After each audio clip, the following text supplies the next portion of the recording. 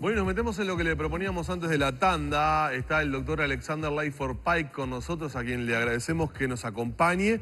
Y vamos a hablar de algo importante, porque hoy vamos a conversar sobre el estrés y las enfermedades. ¿De qué manera repercute el estrés en la somatización de todo eso a nivel de enfermedades? ¿Qué tipo de enfermedades podemos desarrollar si estamos muy estresados?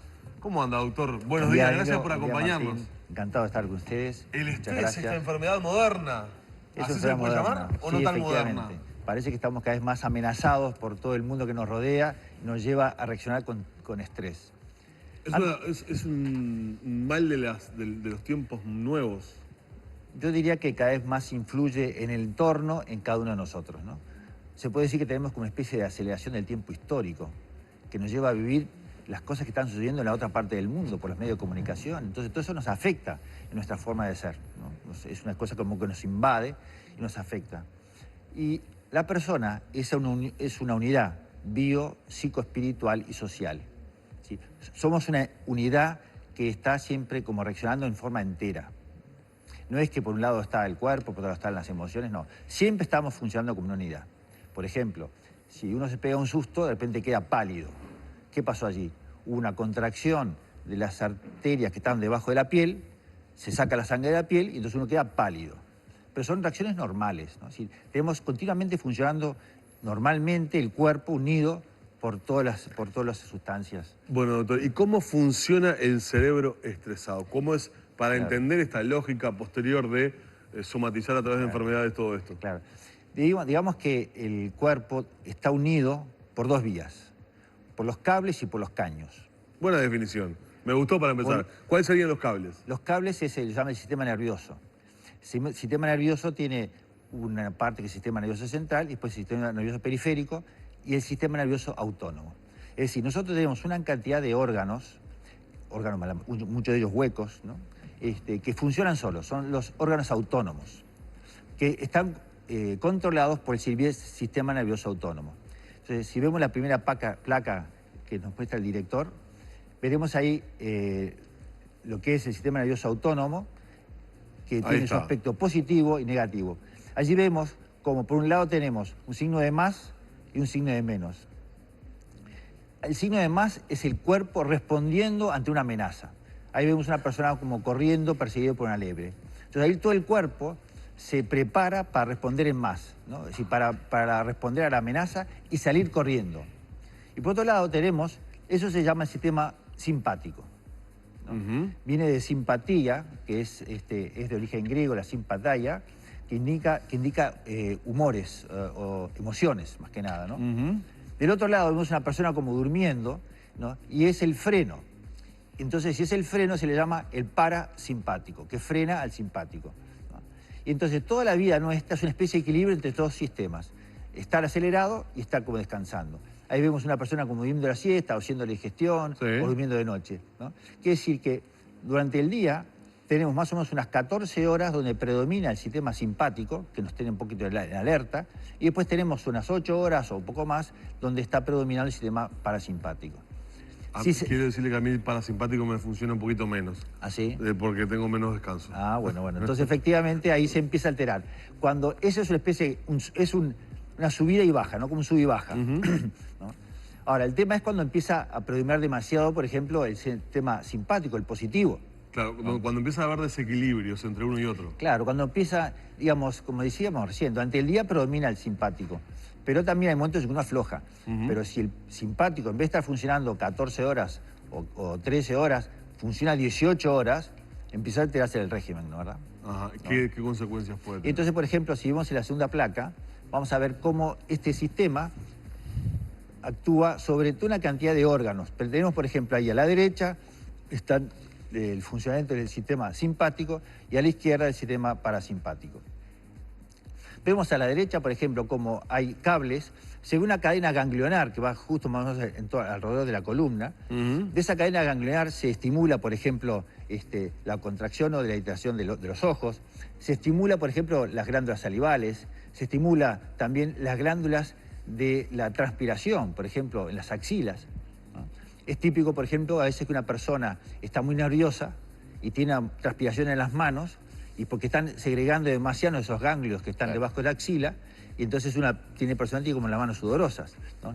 Vemos también, por ejemplo, los bronquios, ¿no? Que están también inervados por el sistema nervioso autónomo, el sistema simpático, que lleva a que también en situaciones de estrés o de ansiedad se contraigan los bronquios, por ejemplo. Entonces, por ejemplo, vemos en personas que tienen tendencia al asma, por ejemplo, ¿no? Que tienen un susto, o estén preocupados o tienen una dificultad, los bronquios se le contraen y pasa a tener un foco asmático. Claro. Yo me acuerdo hace años, cuando era practicante de una mutualista, iba a ver una paciente que tenía que inyectarle aminofilina, era una asmática. Y a veces me llamaban de apuro que fuera, y entonces la muchacha bastaba que escuchara el ruido de la motoneta con que yo llegaba para darle la aminofilina y ya se le dilataban los bronquios. Pasada abdominal, el sistema parasimpático, claro, ¿no? Así como se ve cómo se asocian las emociones a que funcione un sistema o funcione el otro, ¿no? Y también, por ejemplo, vemos allí el corazón. El corazón está, por un lado, con el sistema parasimpático que lo acelera, las taquicardias. Uno tiene un susto y siente que el corazón le late más rápido. Sí. ¿No? Bueno, ¿por qué? Porque se activó más el sistema parasimpático, simpático. Entonces eso hace que el corazón le lata más rápido. Si nosotros estamos preparando por una carrera o vamos a jugar un partido de básquetbol, un partido de voleibol, de tenis o lo que sea, se activa el simpático, que hace que nuestro corazón responda más al ejercicio, al pique, a la corrida. Pero claro, cuando de repente no existen esas demandas físicas, a uno se le dispara también el corazón. Y así que el sistema simpático se está como desacomodando, ¿no, verdad? Y eso le implica un gasto al corazón.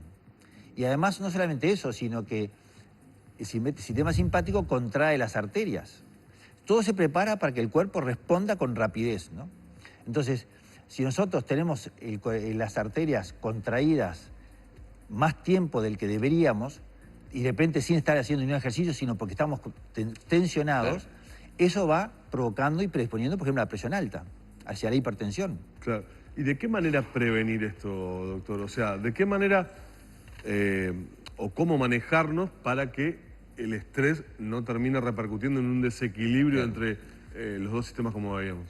Bueno, ya hemos hablado mucho del sueño, por ejemplo, ¿no? Pero el descanso es el fundamental, dormir bien entonces, de noche lleva a que predomina el sistema parasimpático, que es el que domina en la noche. Y entonces actúa como una especie de amortiguador y afloja todo lo demás. Por ejemplo, el dormirnos de noche lleva a que baje la presión, por ejemplo, por solo dormir. Baja la frecuencia cardíaca, baja la frecuencia respiratoria, ¿no? Baja la temperatura. Son todos efectos del sistema parasimpático que está actuando sobre el cuerpo.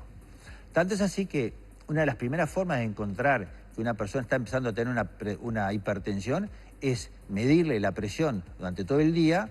Hay un aparato que se llama el mapa, y entonces en la noche esa persona no baja la presión. Quiere decir que ahí en la noche sigue dominando el sistema simpático, el positivo, el que acelera. Ahora, entonces hay que decir, bueno, algo está pasando aquí, ¿no, verdad? Muchas veces la gente que tiene justamente trastornos asociados a estrés, para conciliar el sueño recurre rápidamente al atajo de los medicamentos, claro, generando dependencias. Entonces la pregunta concreta es, ¿hay maneras de conseguir un mejor descanso sin atravesar ese camino que a veces puede generar otros, claro, problemas? Muy buena la pregunta, Martín, porque nosotros tenemos que lograr primero el descanso por las vías naturales. Que nosotros activemos el sistema simpático, el parasimpático, es una forma natural de controlar nuestro cuerpo. Entonces, por ejemplo, aprender técnicas de relajación, ¿no? Entonces, si uno aprende técnicas de relajación, que hay que entrenarse, es una especie de entrenamiento, uno aprende a relajar y a tranquilizarse. Yo me acuerdo, por ejemplo, que en la primera vez que tuve que dar una conferencia en un simposio de psiquiatría, me había aprendido unas técnicas de relajación, y entonces mientras estaba sentado en el panel y los demás compañeros estaban disertando, yo me hacía una relajación, ¿no? Entonces me preparaba de una manera tranquila para después tener que disertar, ¿no? Entonces las técnicas de relajación son buenísimas, son muy, muy buenas. Y después también lo que tú decías, Danilo, muy importante, que tenemos que escuchar al cuerpo, ¿no? Entonces, si yo cada tanto estoy teniendo, por ejemplo, taquicardias, bueno, voy al cardiólogo, al que tengo, a que me haga un electrocardiograma, pero también tengo que pensar, bueno, no, aquí esto puede ser resultado de que hay algo que me está cayendo mal, ¿no? O si yo tengo diarreas, por ejemplo, es porque también hay un desequilibrio a nivel del intestino grueso y del intestino delgado de los dos sistemas estos, ¿no? Si estos sistemas autónomos escapan el control de la voluntad. Se les llama autónomos porque no los podemos controlar por la voluntad. Sí podemos mejorarlos, por ejemplo, por el sistema este de relajación o de yoga, ¿no? Pero escapan bastante el control de la voluntad, ¿no?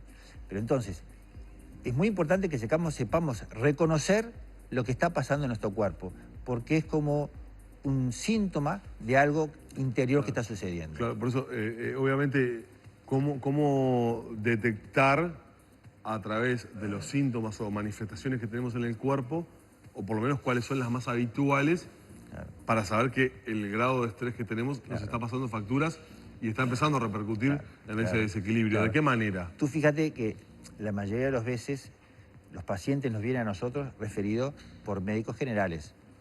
Que la gente fue a consultar, por ejemplo, por dolores de cabeza. Ujú. Y se le hizo el electroencefalograma o se le hizo estudios y no se encontró nada.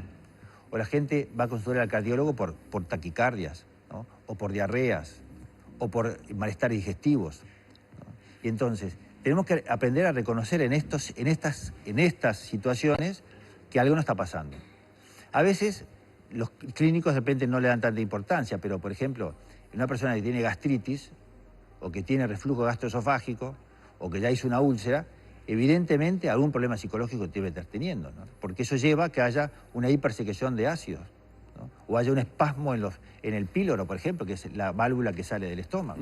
A veces llama la atención cuando uno consulta algún artículo que habla del estrés, cuando se enumeran los posibles síntomas, llama la atención lo largo de la lista, es casi interminable esa lista. O potencialmente, no sé si cualquier síntoma, pero muchos pueden estar asociados al estrés. Sí, sí, prácticamente por todos los órganos uno encuentra síntomas. Por ejemplo, en el oído zumbidos, por ejemplo, ¿no? Los vértigos, por ejemplo, que es un mal que está de moda Claro, también. vértigo. No necesariamente tiene que estar asociado a esto. Puede ser que influya también la ansiedad. Más que nada el vértigo influye las contracciones de las arterias cervicales que irrigan la zona del oído medio, y eso puede llevar al vértigo. También puede ser por ansiedad.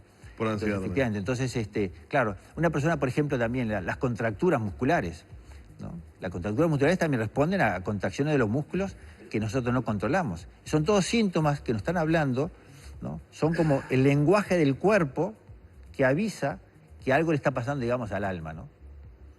Y que nos estamos como desacomodando. Estamos perdiendo esa homeostasis, ese equilibrio, ese sub y baja que veíamos recién al principio, que tiene que mantenerse. Da para hablar bastante esto, ¿no? O Y sea, esta es la primera parte, porque como dijimos recién, al principio era que estamos hablando de los cables. los cables. Faltan los caños. ¿Qué son los caños? Los caños es todas las hormonas que se liberan a la sangre también por el estrés, que también influyen en todo el cuerpo y en todo caso, y mucho en el cerebro, por ejemplo, ¿no? Por ejemplo, se sabe que la secreción de una hormona, se llama el cortisol, produce una atrofia del cerebro que se llama el hipocampo, que lleva a la pérdida de memoria, por ejemplo. Claro. ¿Qué hacemos?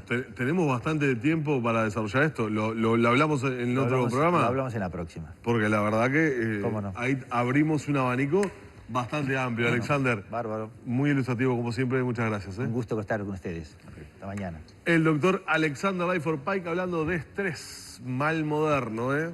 Seguramente usted y yo estemos asociando algunas de las cosas que dijo el doctor y diciendo hay que parar un poquito la máquina.